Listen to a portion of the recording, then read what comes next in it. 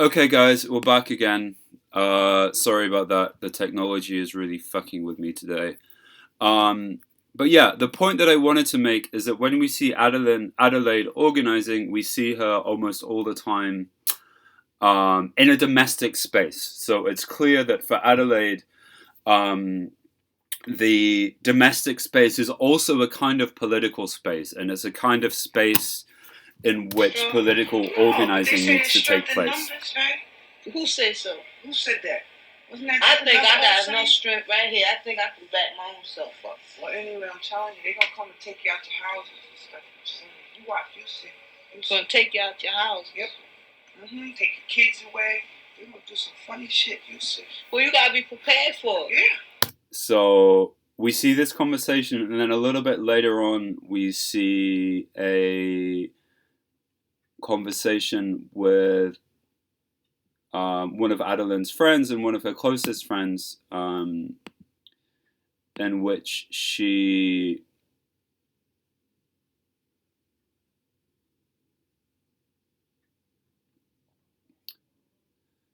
again we see her discussing the way in which it would be a lot different than women, this. You heard my she wants to do the organizing. Yeah.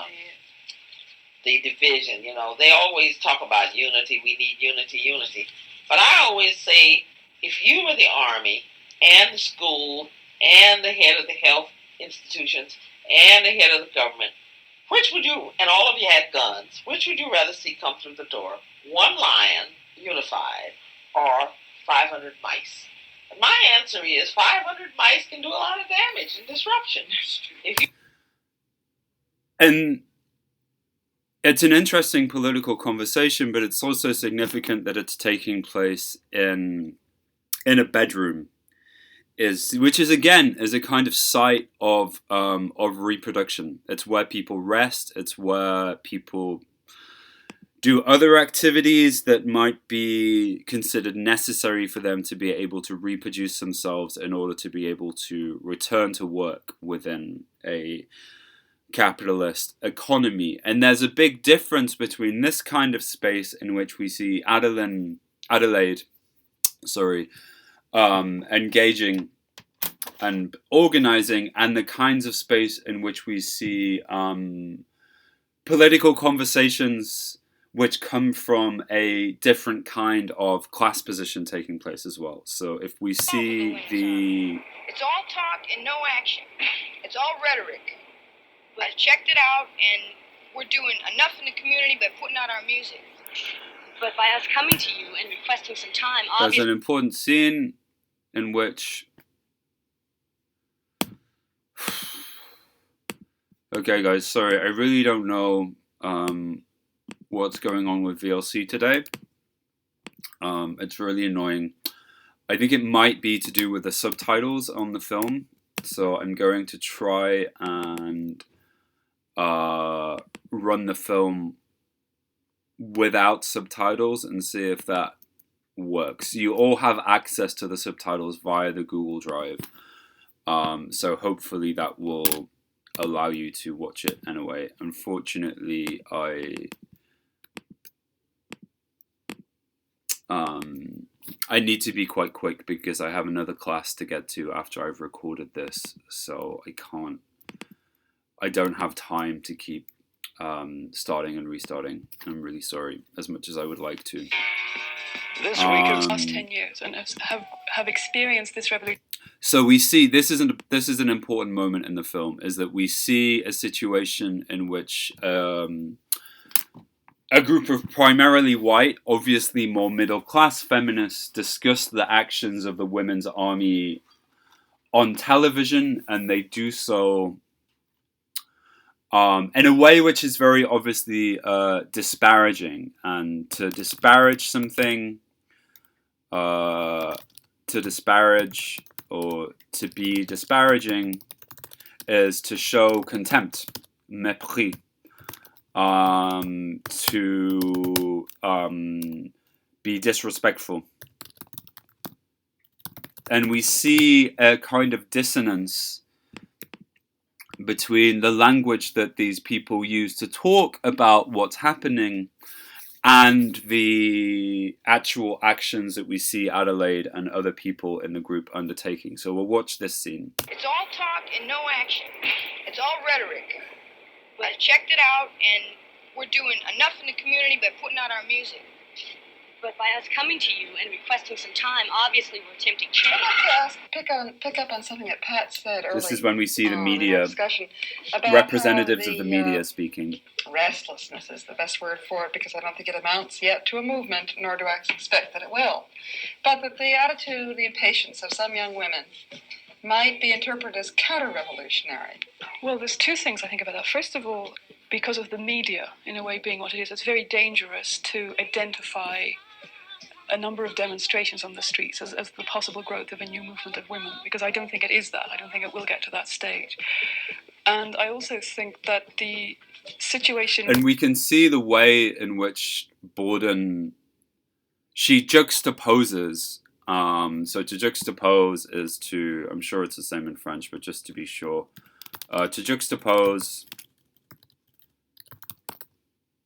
is to put two things next to each other in order to create a particular effect.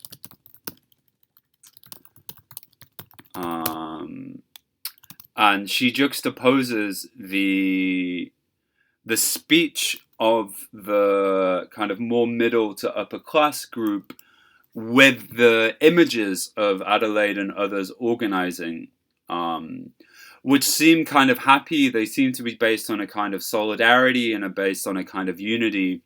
But at the same time, the way that they're spoken about by other people, by the media, by the middle class feminists, is obviously disparaging and obviously disrespectful, and something that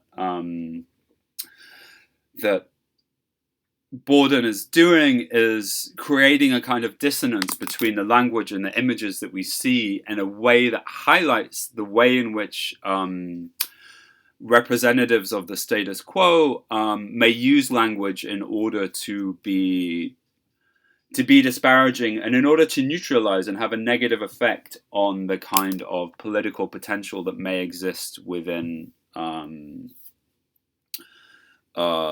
certain actions and within certain groups. With these demonstrations has to do with the fact that this group of women have grown up within in the last 10 years and have experienced this revolution as the status quo. And again, we see them, when we cut to the studio, we see a different kind of space. We see much more of a kind of, it's not a domestic space. These women aren't speaking like Adelaide when she's organizing within her own bedroom. They're speaking in a kind of openly political space, in what we might refer to as the public sphere, which is the accepted spaces / media conduits, media outlets, we could say, in which political conversation takes place. Sorry, I can't spell today.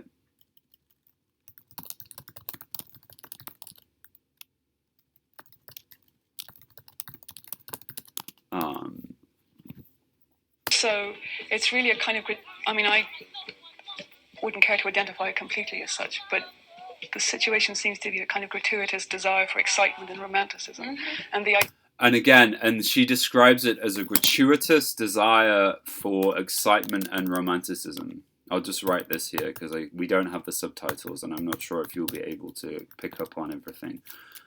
Gratuitous desire for excitement and romanticism. Which is obviously a contrast to what we see going on in the images and what we see going on throughout the film.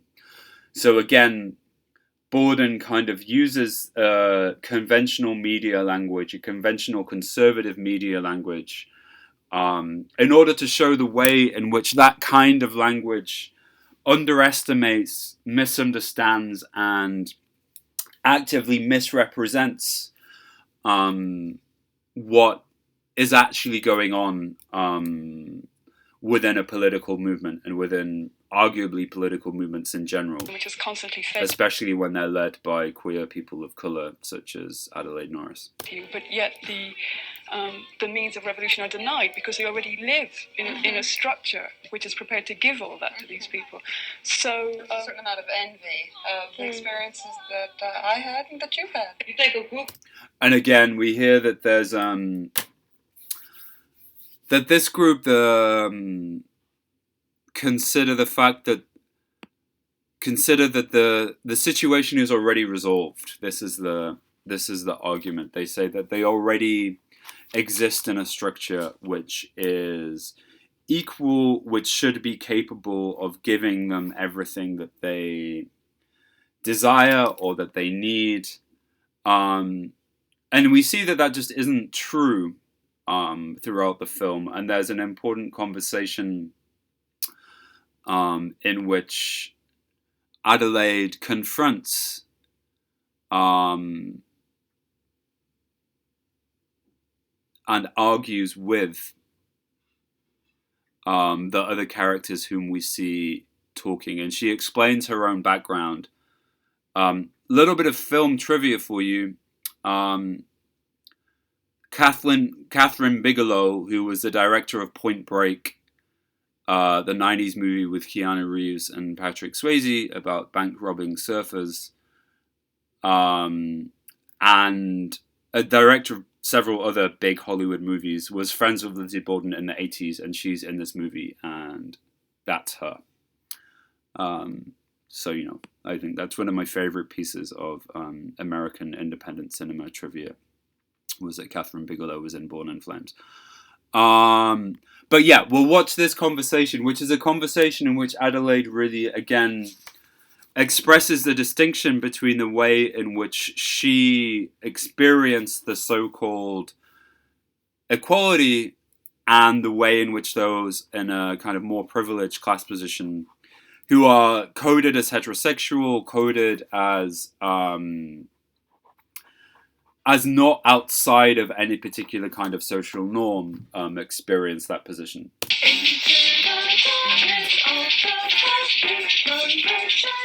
Look, if we support a single demonstration by one pressure group, it's separatist. We risk splitting the party at a time of major crisis. I don't understand how you as women can say that women's grievances are separatist. You can't even see how it's affecting you. You're oppressed too, and it's pathetic that you can't even see it. Look, we know there are problems, we're aware of that, but things are so much better now than they were before. It's not going to happen overnight. It's important that the party remains strong so progress can be made. And again, the question of time, the question of waiting is something which is very important in this film. We see in Honey's speech, like I said, the kind of waiting for the... waiting... or trying to get away from the idea that we all just have to wait for things to get better. But the position of the white middle class is always that progress takes time, that things are getting better, that they were better than they were before, and that there's always enough. It's always just worth waiting. The idea that a good life is always, we could say in English, just around the corner.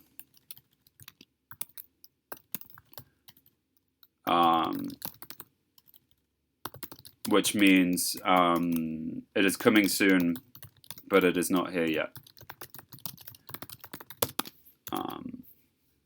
Okay. And Adelaide responds to this with a very direct suggestion that these women do not fully understand what life is like for a lot of the people who are still living in a society which is supposedly equal. Better now. The way my mother brought us up, there were 8 of us, and she took care of us doing domestic work, all by herself. And abortions, she couldn't even think about abortions. And daycares, we took care of ourselves. No one took care of us. And there are plenty of women nowadays living in that same manner. Black women, Latin women, young women living in that same lifestyle. Okay, everyone had a hard time during the revolution. But if we remove the only structure that exists for progress, we dissipate everything. It'll be worse than it was before. I knew you wouldn't understand it. Words and ideas, they just don't get through to you. Look, if you're not going to write about it, at least come out of class skill. Good Good evening. This is Honey.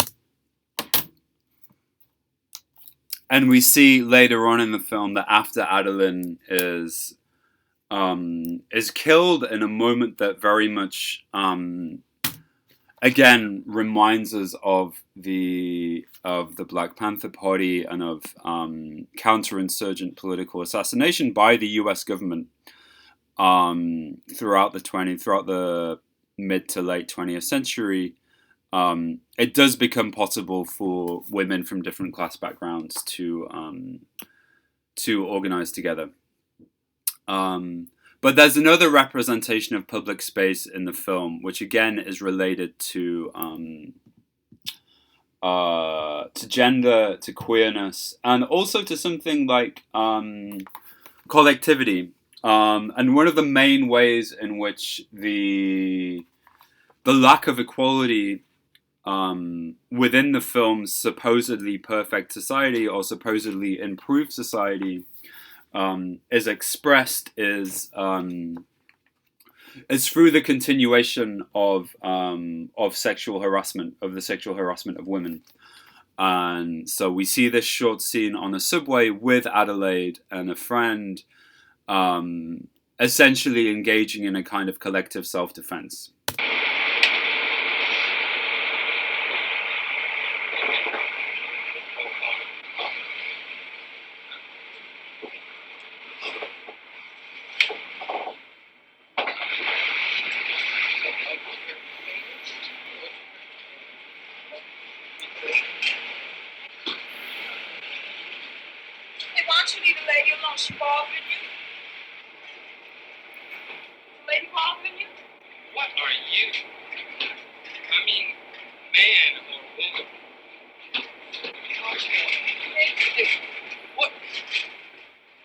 Exactly call them terrorists, although we do know that they're responsible for those bicycle incidents. It's no big deal. What is the problem is the vigilante sensibility. Procedure? Nothing premature. Watch them. Put some pressure on them at their jobs. Violence. So we see public space in the film as something which is capable of being, as something which is a space in which people, especially women, are vulnerable, and in which that vulnerability serves to highlight the fact that the kind of equality which is being spoken about by the official voices in the film, or the voices of the status quo in the film, is false. But we also see it as a location of demonstrations, and we see it as a space of collective self-defense too. We see it as a space in which people are able to... Sorry, it's crashed again. We see it as a space in which people are able to assert themselves, and in which actually through a kind of immediate collective action, it's possible to regain control over public space and over the lives of the people who are made most vulnerable. And we see this scene, one of the most memorable scenes in the film, and in some ways one of the most fantastical scenes in the film, but also one of the most effective scenes in the film in terms of discussing this, happens again quite early on. This week of celebration, commemorating. And it's... Let me just find it. It's quite soon after this.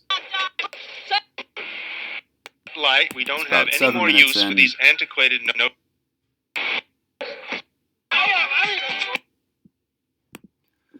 Sorry guys, this is a real mess today. I'm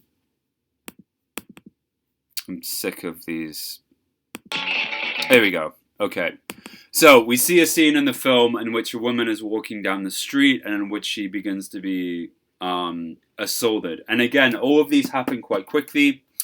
But it's a way of introducing us both to the kind of continual vulnerability and the continuation of arbitrary sexual harassment within the supposedly progressive world, but it also shows us the capacity for a kind of collective self-defense. And it's clear that public space in the film is something which can be reclaimed by collective action.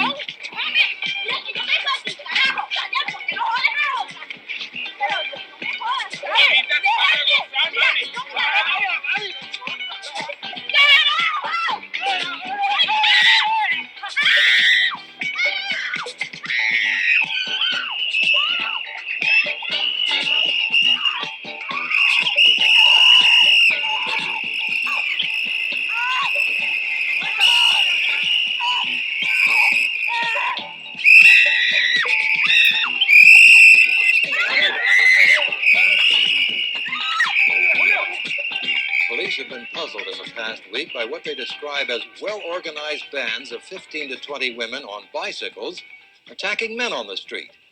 While the victims have claimed that these incidents were unprovoked, eyewitness reports have led investigators to believe that these men may themselves have been attempting to assault women.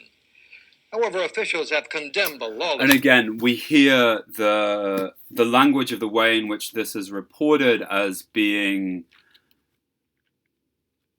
women attacking men on the street, rather than women collectively defending other women on the street. And this idea of the ownership, of the capacity to reclaim a kind of public space through collective action, again, relates to the role that language plays in the film, and it also relates to the relationship between public space and language as it exists in the film. And the final moment is very indicative of this. And the final moment is a terrorist act in which we see the women's army, which has now become much more united than it was previously, blowing up a radio tower. And one of the interviews that I'll put on eCampus, you can see the way in which Borden talks about this scene as being the most important scene in the movie, as being the scene in the movie in which she feels is maybe not the best scene in terms of the way that it's composed, but is the scene which is most important for understanding what she wanted to say and what she wanted to do with the film. Which is that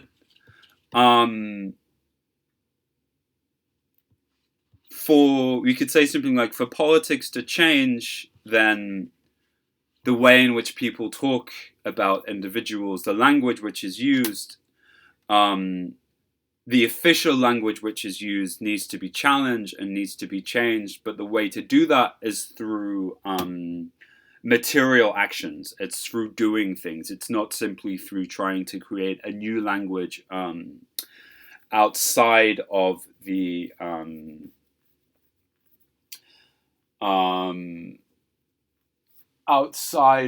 language which is already being used. It's about changing the world in order to allow a new language to take place and to happen. And we see this this correlation between language and action very much in the closing moment of the film. The rites of alchemy, the transformation of shit into gold, the illumination of dark, chaotic night into light.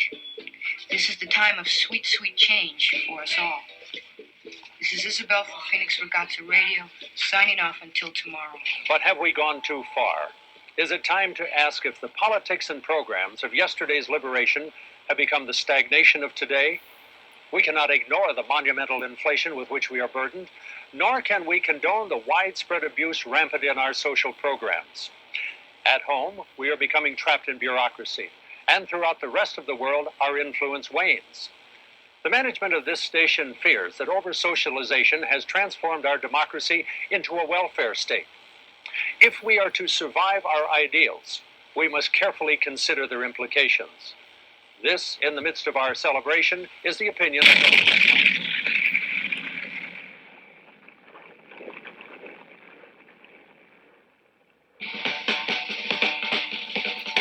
So this speech is important at the end because it's a speech which deliberately recalls, and we could say in English you can say to ape something. If something apes something, it means to copy half-heartedly or badly. So we can say that this speech apes the speech of conservative America at the time. It's concerned with welfare. It's concerned with the idea that people are lazy and they're taking advantage of the system in some way, and it very much indulges in these kind of conservative fantasies. And it sounds as if it's developing a kind of excuse for repressive actions. And yeah, to be honest, it's not a million miles away from speeches that you would hear in the UK, and it's not a million miles away from agenda of austerity that one might associate with Macron, for example. And rather than engaging in a kind of counter argument, which we see throughout the film is unable to, or will always be misrepresented in the official voice, the Women's Army decide to attack the radio tower and set up their own radio station, but at the same time actively disrupt the radio station and the media channels of the government with which they are in conflict. And obviously this is quite a fantastical situation. Some people don't like the ending of Born in Flames, some critics, because they think it's kind of too easy, it's too much of a fantasy, it's not... it seems as if it presents maybe a kind of easy answer. But I think the relationship between language and action that it foregrounds is something that runs throughout the whole film and is very important to think about. Especially if we're thinking about queer characters, we're thinking about the ways in which people have been represented and the ways in which they represent themselves. And something that we've seen in Portrait of Jason and in Wieners and in Spot Training too, is this kind of consistent need to represent oneself in a language which in some way or another is insufficient to really being able to talk about you, and a language which is always in some way going to lead to one's own misrepresentation. And the question of how one engages with language and with the official structures and channels that produce that language, literally in the case of media stations, is obviously an important political question, and it's a question that Born in Flames really engages with. And as a way of moving on for the last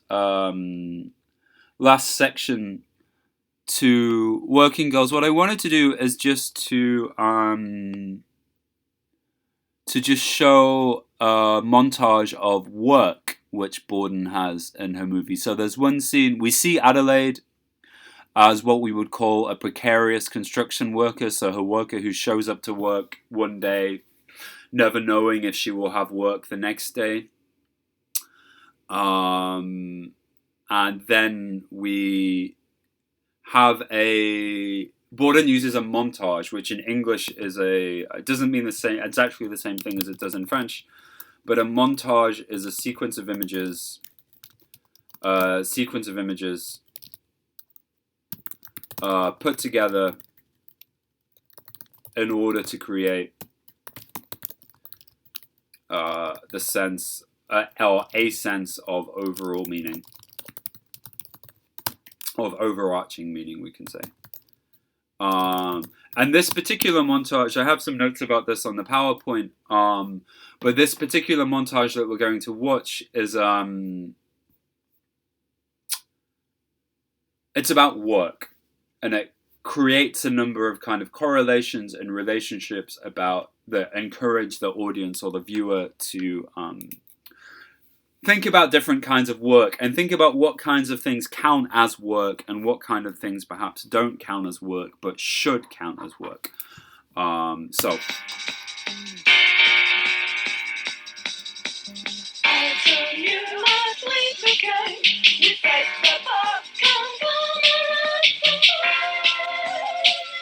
So we have childcare, for example, office work, working in a kind of factory setting, packing chicken,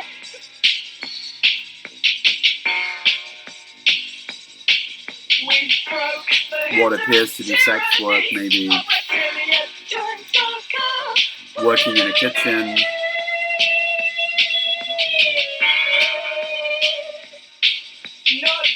working as a nurse or a dental assistant, a dentist,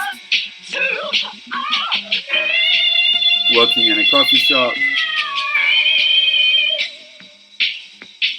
cutting hair.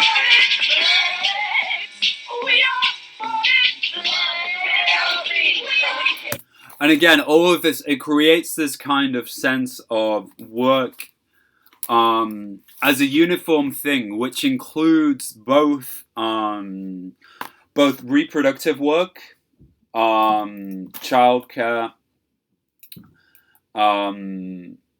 maybe unwaged sex work, who knows, and productive work, so work in a factory, work in a cafe, things like this. And we know from this montage and from other moments in the film that Borden is clearly a filmmaker who is very invested in the importance of conceiving reproductive labor as work, and also in the experience of work in general under capitalism.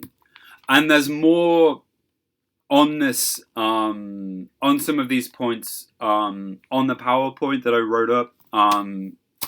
We haven't been able to talk about all of it. There's a lot in Born in Flames, but we'll move on to Working Girls now, because I just want to talk about some of the ways in which it's quite a radically different film to Born in Flames, and it's arguably not as fun as Born in Flames. But again, it's a film about a queer protagonist who finds that they are in a situation, or it's about a queer protagonist in a working day kind of situation, basically, and it has some similarities to Born in Flames, and it also has some important differences. But we will,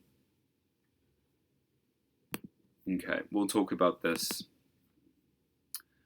as it goes through. So we'll get that set up, and yeah, it's Borden's third film.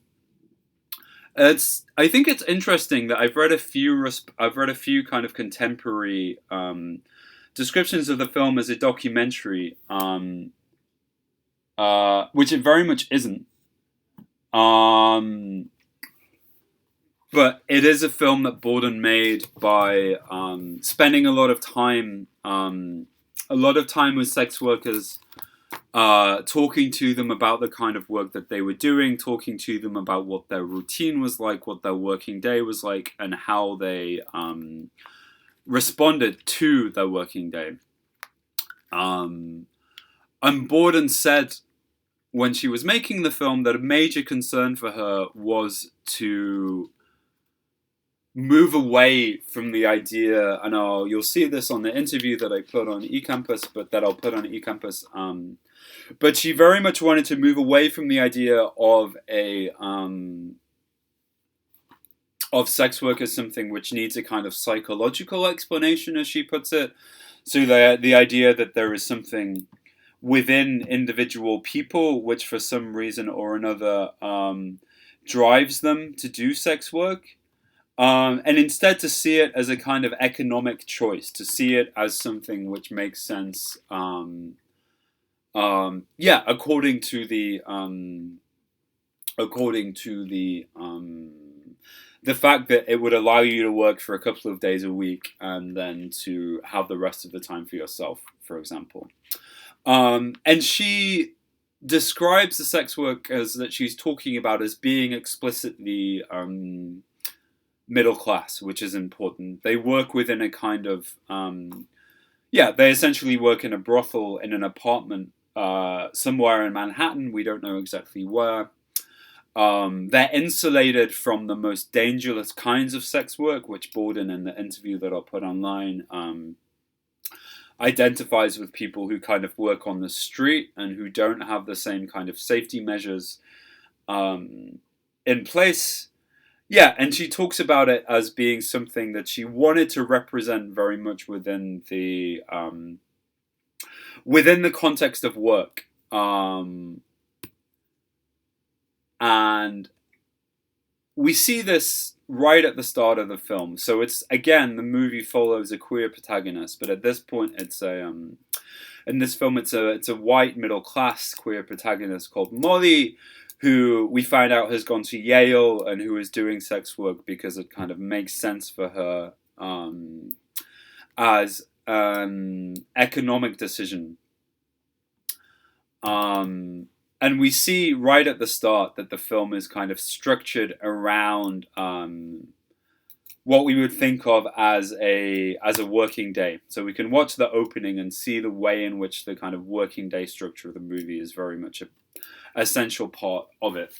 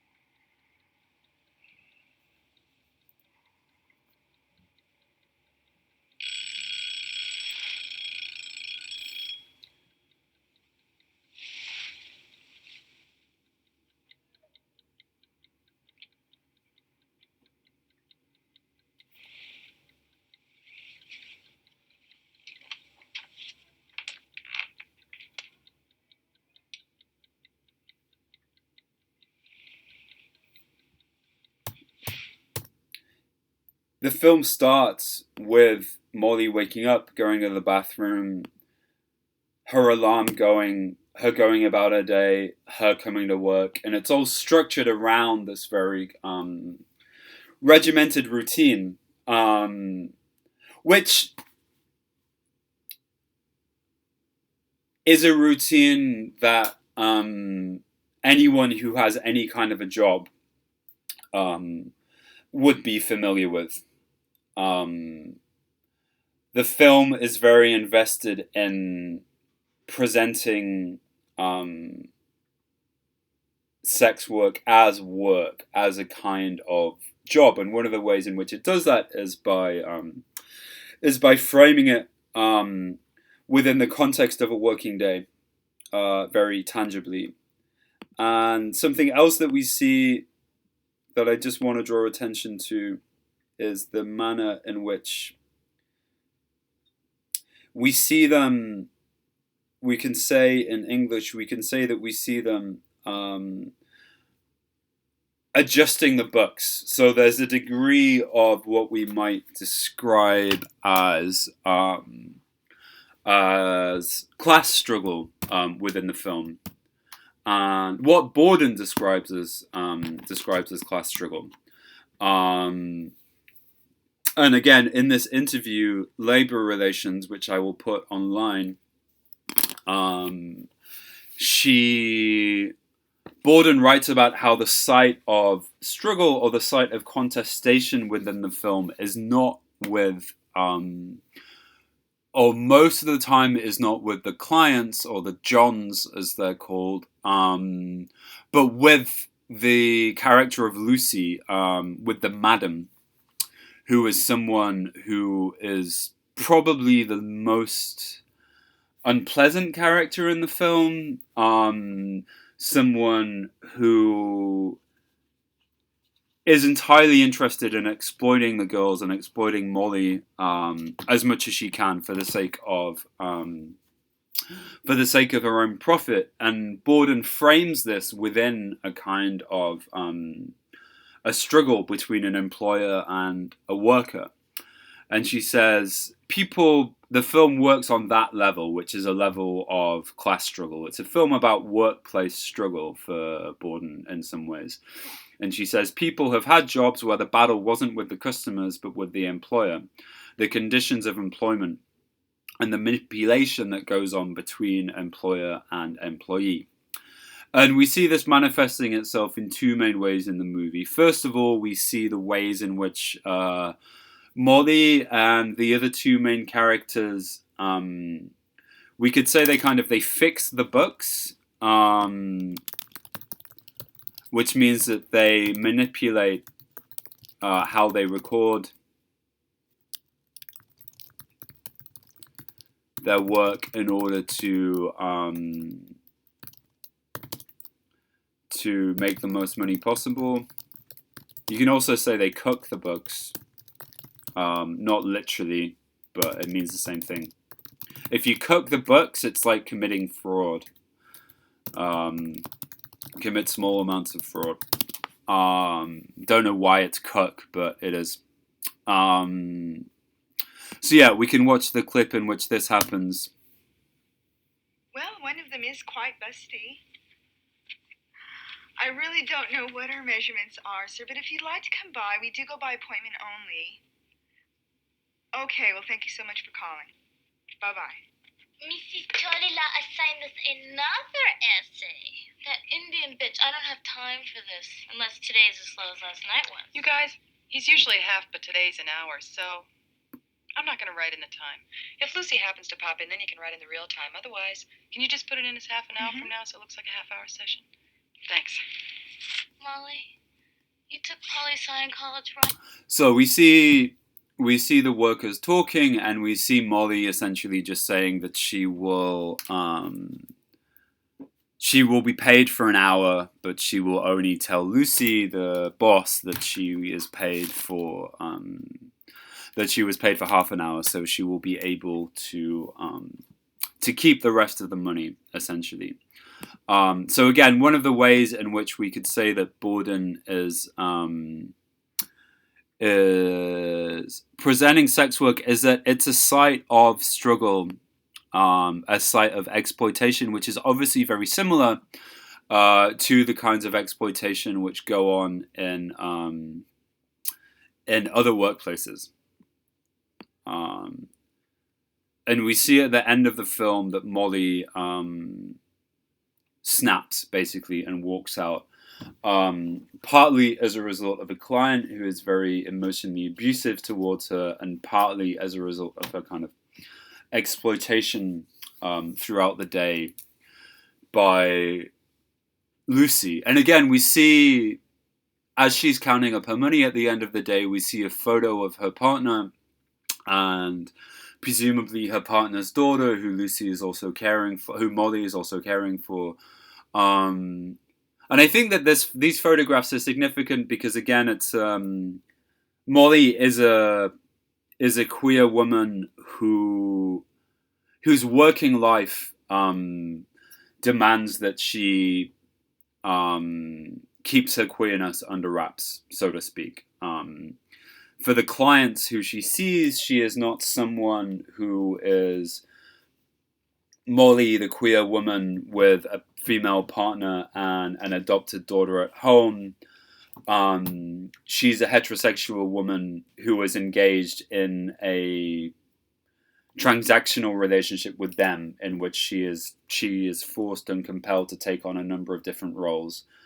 So in some ways, I feel as if this speaks both to kind of what we've been saying about the necessary dissimulation that we have seen queer writing engaging in and reflecting on. And it's also a statement about work. It's a statement about going to work and needing to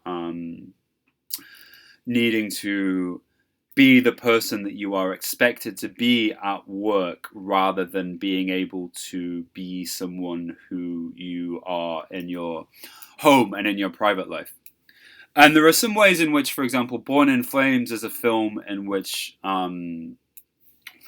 starts off with a very distinctive separation between the private and the public, especially for the middle-class feminists. But as the film goes on, that distinction becomes less and less clear, and the private, the domestic, becomes more and more politicized in the film. Working Girls is very much a film in which the private and the public and the workspace are kept separate. And this is part of its commentary on work, but it's also part of its commentary on sex work as being another kind of work. And it's a commentary on, it's a part of what, for better or worse, is certainly its very amoral representation of sex work. So if we say something is amoral, it means that it's not making a moral judgment. Not making a moral judgment outside of morality. If we say something is immoral, it means it's morally bad. But the difference between those two things is very important, especially with a film like this. So I think we can very comfortably say that we can take, or we can say that Working Girls presents a kind of amoral view of sex work. It's not interested in the morality of it. But it certainly doesn't take an immoral sense, which would be suggesting that it was morally bad. So make sure that you... the difference in pronunciation between those two things is quite subtle, but it's very important to understand the difference between those two, especially in relation to this film, but in general, too. So we can just watch the end of the movie, in which... Molly quits her job almost as if it was any other job.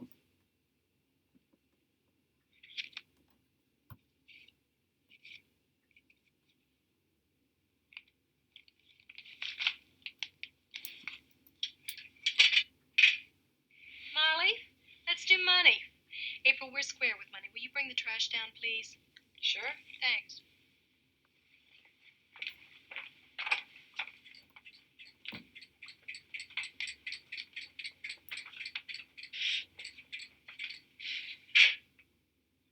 $20 short, and it is driving me crazy. I have counted this money 6 times. Where's Mary? Mary is no longer with us. Gee, Molly, you did very well today. See, it wasn't so bad. You made a lot of money. You mean I made a lot of money for you? Lucy, have you ever heard of surplus value? Molly, don't be patronizing. I went to a good school, too. I'm leaving. Okay, babe. See you next week. No, you won't. I'm not coming back, Lucy. Molly. Honey, you're just tired.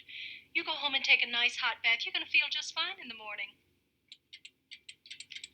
Molly? Molly, you can't just leave. What about your regulars? Molly, you can't walk out on me. You know I'm short on girls.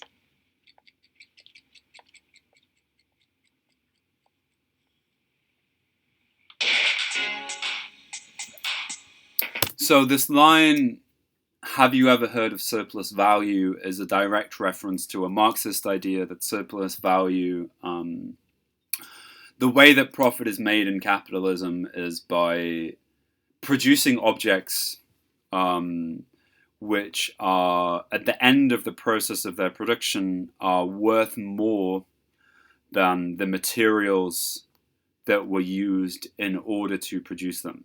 why it's called surplus value, because the value is more than it was. It's a surplus of value.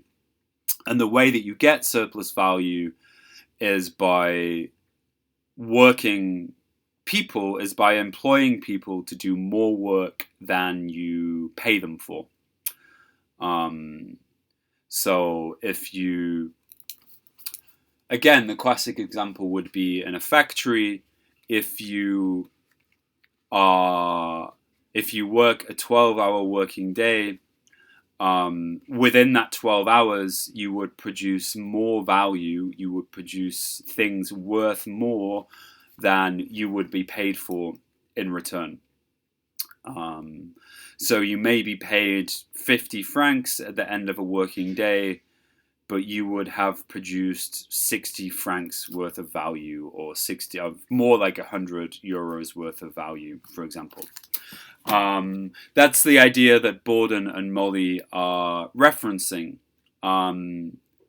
which again creates this sense that the exploitation that we see happening throughout Working Girls, which is an exploitation of Lucy, of the employer, an exploitation by Lucy of Molly and of the other girls, should be thought of along the lines of any other kinds of exploitation. It's about using means of production, which in this case happen to be the bodies of the girls who Lucy has working for her, in order to make more profit than you pay the workers for. And when Molly, as she quits the job, asks Lucy if she has ever heard of surplus value, she is invoking this idea of capitalist exploitation. And again, it's significant for the way in which we understand the film as a film about a working day, as much as it's a film about sex work, that Lucy invokes an idea of a kind of factory system, in which workers in a factory are paid less than the value that they themselves produce. So that says something about what Borden thinks about work. It also says something about what Borden thinks about sex work as a kind of work. And if we were to do an entire class just on Working Girls, I would also do show some clips of other scenes in the film in which Borden shoots bodies in a way which is quite alienating for the viewer, and in a way which makes the whole process feel like boring work. And she has quite specific techniques for doing that. But we don't necessarily have time to go into that now. And yeah, I thought the final, as I uploaded the pamphlet by Irene Silt, I thought I would just say, I think she's an interesting poet and writer to consider within this class. I would really recommend reading her work. Anyway, it would be nice to do a whole class on her, but we just don't really have time. But her essays, The Tricking Hour, are contemporary. I think it was published for the first time as a collection in 2020. It's subsequently been republished in 2022, along with a collection of Silt's poetry too. And like Borden, Silt writes about sex work and revolutionary politics from the perspective of a queer woman, a young queer woman. And yeah, she is, she's not interested in sex work as something which has a kind of moral attachment to it. She's interested in it as something which is an economic decision. And she says, I am a whore because it aligns with my desire to refuse and reorder the world. But at the same time, her writing is she's occupying a different kind of position to the position of Molly in Working Girls, for example. She doesn't just treat sex work as another kind of work, but rather her experience of it is that it's something which she talks about it as existing in the fringes of capitalist society, as something which happens outside of the confines of a normal working day. Which again is related to the specific kind of class position that she occupies in relation to it. She's less of a middle class sex worker than Molly is, for example. She doesn't work within a brothel, and she doesn't work with an identifiably kind of bourgeois employer who is directly exploiting her as much as possible, like Lucy. So she says, and this isn't, I thought this would be an interesting thought to end on. I hope that you read as much of Silt's writing as you would like to. Like I say, I think it's really valuable. But she says the tricking hour is every hour. So every conceivable hour in the day could be an hour in which Silt engages in the kinds of dissimulation and the kinds of work that she associates with her sex work. And she says, it is when I walk to some businessman's hotel room, sorry, that should have 2 S's in it, one businessman's hotel room with the sun looming over the casino, and the palm trees after a 10-hour shift at the strip club. It is 4 in the afternoon as I meet my regular while he escapes his contracting job.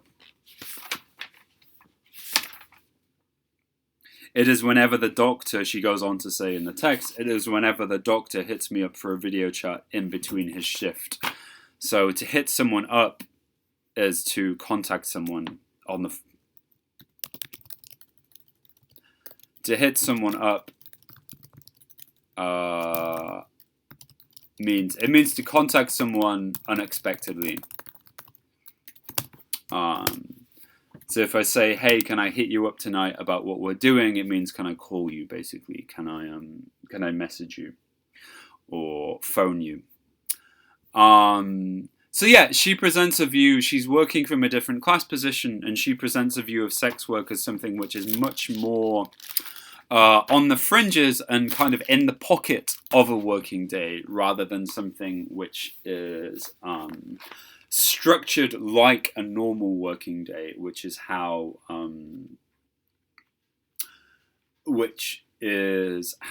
Borden seems to think of it. And we see this both in Born in Flames and in Working Girls. And something that Silt and Borden have in common, however, is this idea of is writing and expressing oneself from the position of a kind of queer sex worker who is dissimulating as straight for the sake of their work. And Silt writes eloquently in a way that we don't have time to go into, about the kind of politics and the subjective experiences of that. Okay, guys, so as usual, the task for this week is to write a response to both of the films, or to one of the films, or to Silt's writing. Think about how you respond to them. What do they speak to you? Were you bored by them? Did you find them interesting? There's quite a big contrast between Born in Flames and Working Girls as films, but they also obviously have things in common. And I think Lizzie Borden is an important filmmaker, and I wanted to make sure that you guys were aware of her work. I think that she should be on as many queer film courses as possible. So and as always, send me the work if you would like me to give you some feedback on it, or post it on the forum. Sorry, I went blank for a second there. If you would